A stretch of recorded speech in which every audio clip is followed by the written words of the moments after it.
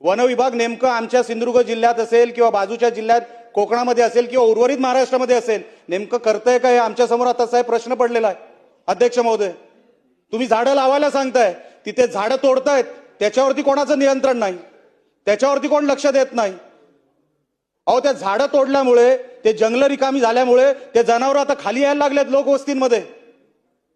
आता माणसांमध्ये आणि जनावरांमध्ये संघर्ष व्हायला लागलाय, जीव जायला लागलेत, शेतकऱ्यांनी शेती सोडली आहे. तुम्ही आताही कोकणाच्या कुठल्याही शेतकऱ्याला जाऊन विचारा, काय रे बाबा शेती करशील का? नको बाबा, आम्हाला ते नको, पहिल्या जनावरांना सांभाळा.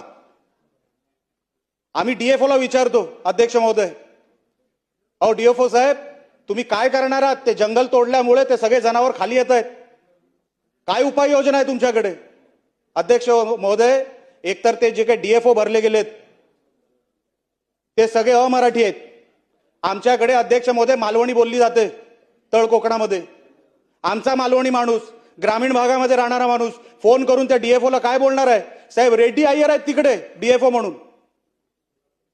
3 वर्षापासून रेड्डी होते, आता कोणतरी अय्यर आले. माझा कुठल्याही भाषेवरती काही आक्षेप नाहीये किंवा कोण कुठल्या राज्यामधून आला त्याच्याबद्दल आक्षेप नाहीये.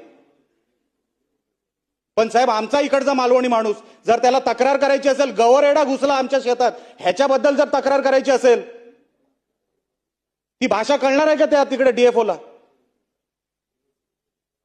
अहो, तक्रारी देऊन सुद्धा त्याच्यावरती काय उपाययोजना होत नाही. अध्यक्ष महोदय, किती तक्रारी करायच्या? वन खात्याचा, खरोखरच वन खात्याचा टांगा पलटी झालाय असं मला आता जाणवायला लागलेलं आहे.